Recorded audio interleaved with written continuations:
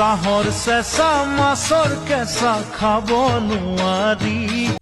ঠিকেই বোলো চাহৰ চেঁচা আৰু মাছৰ কেঁচা ন খাব নোৱাৰি ঠিক সেইদৰে তোৰ এই দুদুহিলাই থকা বিহু নাচবোৰ ন ঘৰত মা দেউতাৰ আগত কেলা চাব নোৱাৰি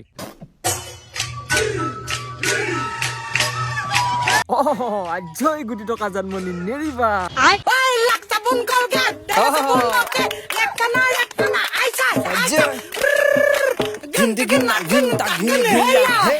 তো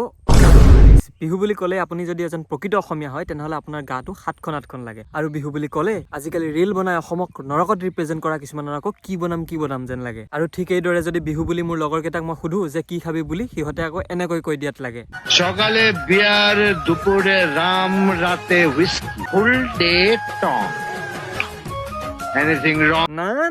না বোলো নাথিং ইজ ৰং বিহু বুলি খাই লৈ সকলো হম তম আৰু যদি ভুলতো এই খোৱাৰ কথাটো ঘৰত গম পায় তেনেহ'লে হালোৱা এচাৰে কোবাই মোৰ পিঠিখনতে পলাব সকলো খং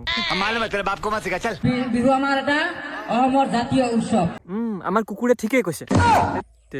আমাৰ কুকুৰে ঠিকেই কৈছে বিহু আমাৰ জাতীয় উৎসৱ কিন্তু এতিয়া বৰ্তমান বিহু জাতীয় উৎসৱ হৈ থকা নাই বিহু বৰ্তমান এতিয়া ফেশ্বনৰ উৎসৱ বিহু এতিয়া ইংলিছ মালৰ উৎসৱ বিহু এতিয়া ডিজেৰ উৎসৱহে হৈছে কি আছে বিহুত ঘণ্টাকেলা বিহু বুলি ঢোলৰ মাত এটাও শুনিবলৈ নাপাওঁ এতিয়া আপোনালোকৰে কিছুমানে ক'ব যে মাঘৰ বিহুত কনচানো ঢোল বজায় তেতিয়াহ'লে কি মাঘৰ বিহুত ঢোল নবজায় ডিজে বজায় খেৰ জবি হো আধুনিকতাই আমাক ইমানেই বেছি গিলি পেলাইছে যে বৰ্তমান অসমীয়া ভাষা কোৱা মানুহটো কমিছে তাৰ লগতে মাঘৰ বিহু বুলি লগে ভাগে সকলোৱে এসাঁজ খোৱাটো কমিছে বিহু বুলি চুৰ কৰা যিটো আমাৰ পৰম্পৰা আছিল সেই পৰম্পৰাটো কমিছে আগতে মানুহৰ ঘৰত গৈ নঙলা জপনা আলু চুৰ কৰি যিটোহে আমোদ পাইছিলো কিন্তু তাৰ বিপৰীতে সেইদিনা চুৰ কৰিবলৈ গৈ কেলা দালৈ খেদাহে খাইছিলো মজা গতিকে আমাৰ বিহু আমাৰ জানিব লাগিব প্ৰত্যেকজন মানুহৰ জনাৰ প্ৰয়োজন আছে কিন্তু কুকুৰ কেলা এনেকে নহয়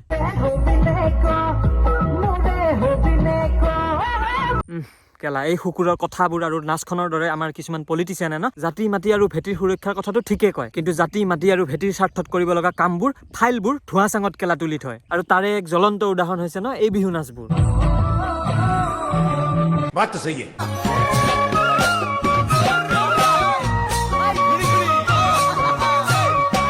আজৈ কেতি অসমৰ বুলি ভাবি ন প্ৰথমতে কেলা বেয়া খং উঠিছিলে তাৰপিছত একাউণ্টটো খুচৰি চাই দেখিলো আমাৰ চেৰি হৈছে ন বাংলাদেশত ৰাগ কইৰা কি কৰবা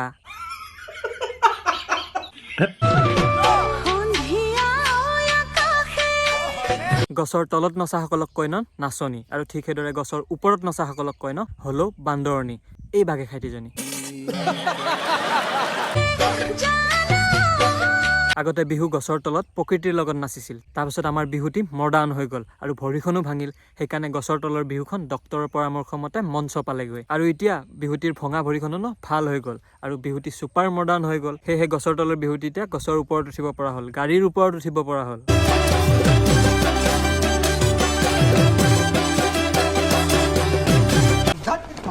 বোলো ঘূৰ কলিকাল এনেকৈ ৰাখিব বিচাৰে কিছুমানে অসমীয়াৰ স্বাভিমান यही नहीं अभी और सुनिए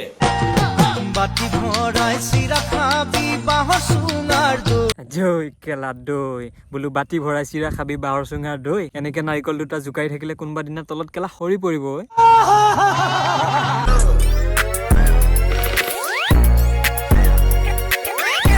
এইবোৰে হৈছে না আমাৰ পাপা কি পৰি বুকুৰ চাইজ অলপ ডাঙৰ হ'ল কি নহ'ল তাৰপিছত আৰু কোনে পায় বিহুৱে হওক বা ফাংচনে হওক দেখুৱাই ফুৰাটো ইহঁতৰ এটা পৰম্পৰা আৰু আমাৰ এই চুতীয়া ফলোৱাৰ বিলাকতো আছেই ডাঙৰ বুকু দেখা পালে ফলোটো কৰিবই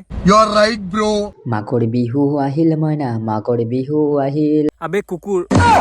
তেৰিকা আবে কুকুৰ সেইটো মাঘৰ বিহু নহয় সেইটো কেলা মাঘৰ বিহু বুলি কয় কমচে কম কবলেতো শিকিলোৱা ডাঙৰ লেকচাৰ মাৰি ইলেকশ্যন খেলিব জানিলেতো নহব অসমীয়াৰ মাঘৰ বিহুটো যদি মাঘৰ বিহু বুলি কোৱা তেন কেনেকে হ'ব তোমাক কোনে ভোট দিব হে মেজিৰ জুই জ্বলিল মইনা মেজিৰ জুই জ্বলিল আবে কুকুৰ তোৰ কেলা সকলো হিজৰা আমি একচেপ্ট কৰিব পাৰি কিন্তু এই মাঘৰ বিহুটোক মাঘৰ বিহু এই জুই শব্দটো জুহুই এইবিলাক মোক কেলা আমি কেলা সহ্য কৰিব নোৱাৰি দেই সকলোহে মিলি এবাৰ পিকনিক হৈ যাম 10 কিলো মাংস লৈ এক কণী লৈ প্ৰথমে গাইছিল ন কুকুৰে গান মাঘৰ বিহু আহিল মইনা মাঘৰ বিহু আহিল দুটা লাইন গাই নহওঁতে কুকুৰৰ গান হলগে কেলা কবিতা সকলোৱে মিলি বোলে এবাৰ পিকনিকলৈ যাম আৰু শেষত 10 কিলো মাংসৰ লগত এক কণী লৈ যাম বুলি কুকুৰৰ কবিতাটো কৰিলে পিকনিক এতিয়া খা আৰু তহঁতে 10 কিলো মাংসৰ লগত কুকুৰৰ এক কণীটো আশা কৰোঁ আপোনালোকে আজিৰ এই ভিডিঅ'টো চাই ভাল পালে আৰু যদি ভাল পালে তেনেহ'লে চেনেলটো ছাবস্ক্ৰাইব কৰি থ'ব আৰু বেল আইকনটো দবাই থ'ব পাছলৈ মই ভিডিঅ' দিলে তাৰ নটিফিকেশ্যনটো তেতিয়াহে পাব আৰু এই ভিডিঅ'টোৰ তলত এটা কমেণ্ট কৰি থৈ যাব আৰু ভিডিঅ'টোত এটা লাইক কৰি থৈ যাব বিকজ আপোনালোকৰ লাইক আৰু কমেণ্টবোৰ পালে মই নতুন ভিডিঅ' বনাবলৈ মটিভেট হওঁ তো পুনৰ এটা নতুন ভিডিঅ'তে আপোনালোকক লগ পাম তো আজিলৈ ইমানে জয় হিন্দ জয় আই অসম